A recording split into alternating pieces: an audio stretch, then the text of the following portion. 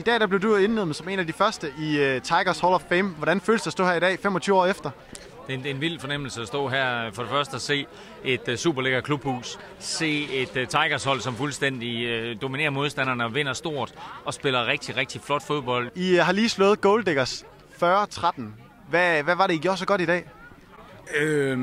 Vi har arbejdet den her uge ekstremt meget med at få intensiteten op og virkelig få noget fire i de her drenge. Jeg er super godt tilfreds med holdet. Jeg er super tilfreds med trænerstabens forberedelse til den her kamp. En helt anden kvalitet af fodbold end det vi spillede dengang, hvor vi jo løb rundt og troede, at det vi spillede det var fodbold. Det var ikke på det tidspunkt i nærheden af det vi ser i dag. Vi kommer ud, og vi giver den gas hele kampen. Det har vi manglet lidt nogle af de andre kampe i år. Vi har det i dag. Det er perfekt. Jeg er så stolt af drengene. Alt fungerede i forhold til, hvad de gjorde sidste uge, vi tabte mod Herlev. Altså, der var ikke nogen, der var tilfredse med det, vi lavede i Herlev. Vi må bare acceptere, at vi tabte, og så videre. Jeg håber da, at vi kan bringe den her energi med videre i resten af sæsonen og playoff. Kommer I med Bowl i år? Jeg giver det gode muligheder, som holdet spiller lige nu. Vi kan forhåbentlig komme hele vejen. Målsætningen er at komme i Mermaid Bowl og vinde den. Det har det været fra starten af sæsonen, og det er det fortsat. Og det tror jeg også, vi kan. Hvis I spiller sådan her, hvor langt tror du så, I kan tage den i år? Så tager vi en Mermaid Bowl og tager Mermaid Bowl med.